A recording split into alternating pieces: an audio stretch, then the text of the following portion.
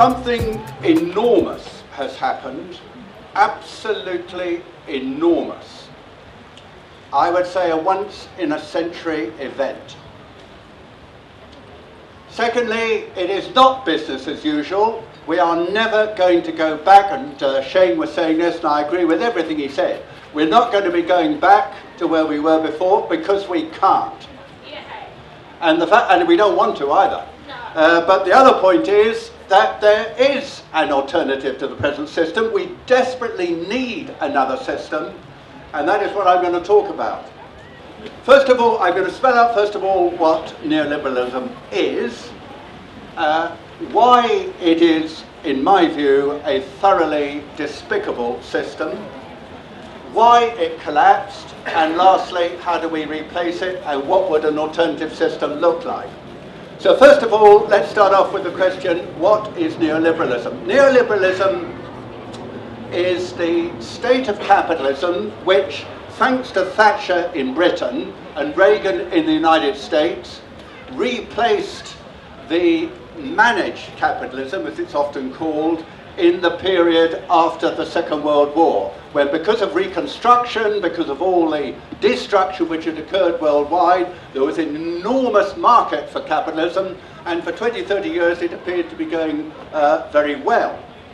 Then we had the 1970s, and then we had the 1980s, and something very fundamental happened. Neoliberalism was born, and what replaced managed capitalism was what is called market fundamentalism. Now, I don't want to keep on using these phrases because most people I know are not familiar with them, but what market fundamentalism means is that it is the belief that whatever you're talking about, whether it's government, business, finance, organization of society, the way to do it is by allowing the market to let rip.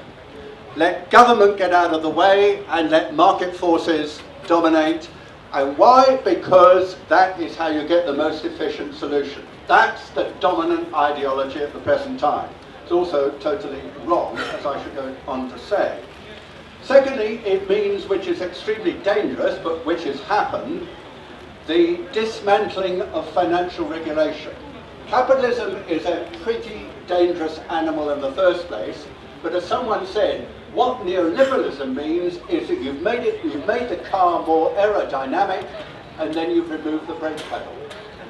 The fact is, you have removed all the regulation which is going to control the excesses of the market when a financial frenzy and a bubble builds up.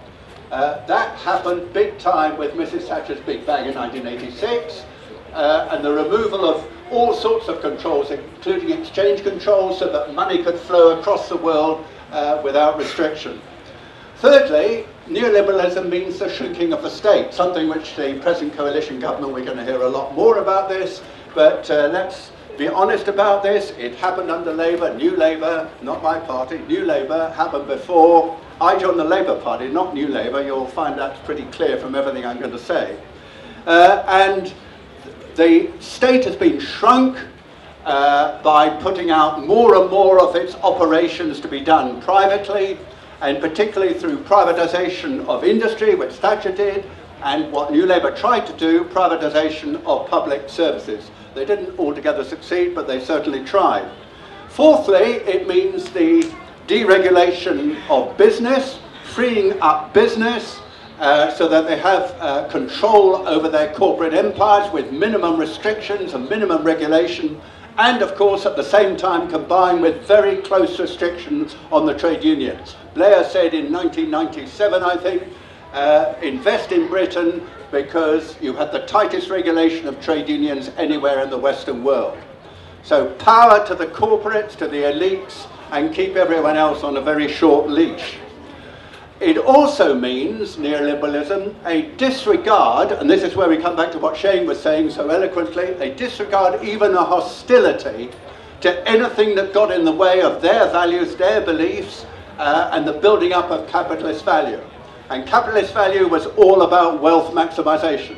That's why in our society, I think we have beliefs and values at the present time which are seriously distorted. It's all about celebrity, money, bling. It's all about wealth maximization. I'm not against wealth, as long as it's properly distributed, but the concentration and focus on this to the exclusion of other values, particularly green values, particularly altruism, concern for others in society, building a fair society and a balanced society, all of that's gone out of the window. Wealth maximization, that's neoliberalism. Capitalism taking the brakes off. And I would just add one other aspect of this, which I think is very important. That is, of course, internationally, it's frequently when you say we are not an island. Well, of course, we do happen to be an island, but what that means by this, we are part, of course, of a wider system, both in Europe, of the Western world, and of course of the international economy.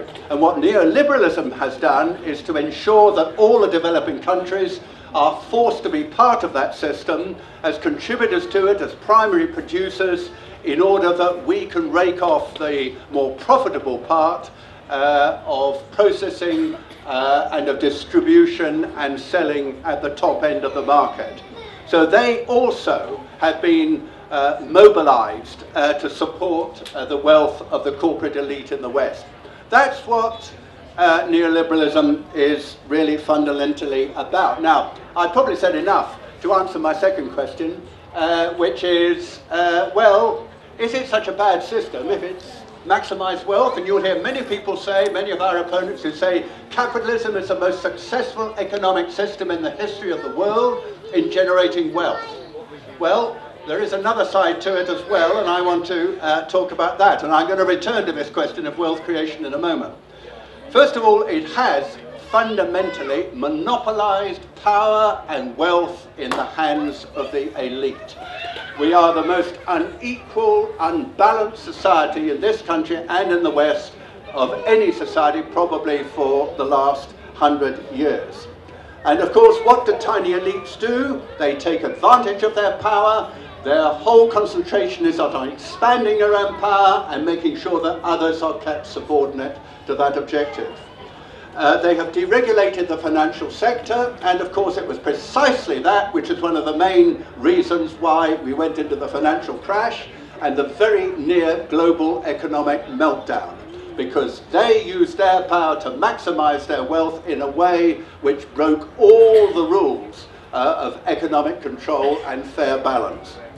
Thirdly, it generated unheard of inequality. I don't know, what would you say was the balance between, in a major company, any of the top 100 companies, the top 100 FTSE companies, between the lowest paid person and the chief executive in terms of pay? What would you say the balance was? 1 to 100. Good start. Push it up a bit. Well, you're not far off.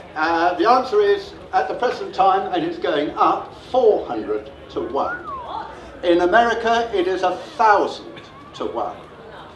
No, I can give you all the figures afterwards. It is absolutely staggering, and I think people, again, don't realise this. The wealthy like to use their wealth privately, in the tax havens, in all the spots around the world where they will buy their privacy and keep everyone else out. They'll have their yachts, they'll have their planes, they'll have their submarines, they'll have everything in order to ensure that they have the maximum enjoyment and wealth and the privacy that they want.